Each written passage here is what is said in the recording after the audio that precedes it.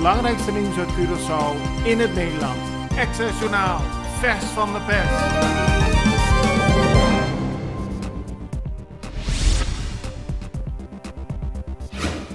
Veel oud-werknemers van de raffinaderij begrijpen niet waarom de overheid al lange tijd niets zegt over de voortgang van de onderhandelingen. Ze willen weten waar ze aan toe zijn. Dat zegt Hensley Harms, die praat namens de mensen die werkzaam zijn bij de verschillende aannemers die werk moeten verrichten bij de raffinaderij zodra die weer gaat starten. Eerder is gevraagd om te registreren aan alle werknemers, maar daarna is er niks meer gehoord. Harms wil dat de overheid duidelijkheid brengt. De rechter in Venezuela heeft gisteren bepaald dat de 3 Curaçaoënaars, die bijna 12 maanden lang vastzaten, naar huis mogen. Het gaat om 3 werknemers van het bedrijf Dick & Dove Contractors die naar Venezuela waren gegaan om Venezolanen te recruteren voor een baan in Israël. De 3 mannen, één van 67, één van 60 en één van 39, mogen nu zo snel mogelijk naar Curaçao. Onlangs was er nog een demonstratie op Curaçao om de regering van Nederland te bewegen meer te doen om ervoor te zorgen dat de 3 vrijgelaten konden worden. Na Colectra, nós toma tempo para servir ora com mais de comunico. Llama no centro de cliente na telefone 0800-035 de Jaluna para Viernes voor die setor de mente te setor de noite para turno serviço of patrão cita. Se você traz cita para Sabra, também por hora. Por escolher para trabalhar, riba aqualectra.com e aproveitar a mesura, põe o documento na cerca para visita cerca nós, vai mais fácil.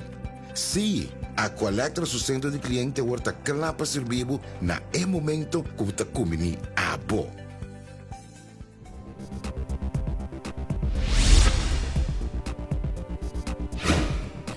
Het ministerie van Sociale Ontwikkeling, Arbeid en Welzijn heeft gisteren een link gepresenteerd waarop mensen zich kunnen aanmelden om op die manier weer aangesloten te kunnen worden op het waternet van Aqualectra. Het gaat om mensen die momenteel geen schoon drinkwater hebben. Het is volgens de minister van SOAW, Roetmilda Lamoni Cecilia, de verantwoordelijkheid van de overheid om te zorgen dat ook mensen met weinig geld schoon drinkwater krijgen. Daarom wordt er ook subsidie gegeven om te zorgen dat mensen aangesloten kunnen worden aan het waternet.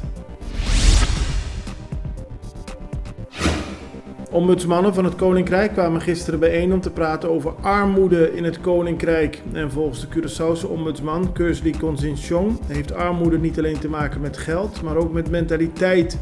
Veel mensen in het hele Koninkrijk hebben te maken met armoede. De ombudsmannen proberen de aandacht erop te vestigen en vooral regeringen te bewegen iets te doen aan de bestrijding van armoede.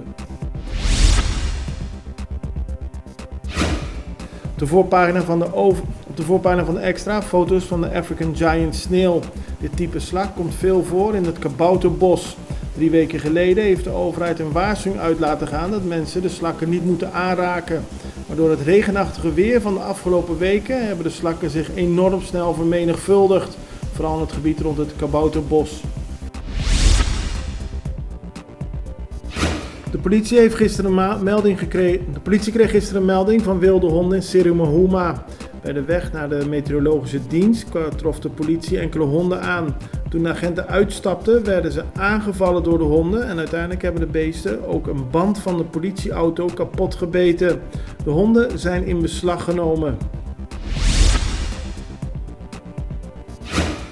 De Tweede Kamer is gisteren akkoord gegaan met de motie die leider van de politieke partij Bijeen, Sylvana Simons, had ingediend.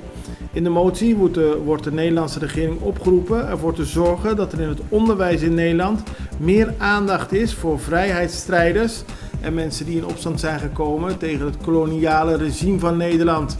Onder meer Tula op Curaçao wordt daarbij genoemd. Nu de motie is aangenomen, wordt aan de regering gevraagd ervoor te zorgen dat er in de lessen in Nederland ook aan deze mensen wordt aandacht besteed die in opstand kwamen tegen het koloniaal regime van Nederland. Het belangrijkste nieuws uit Curaçao in het Nederland. Access Journaal, vers van de pers.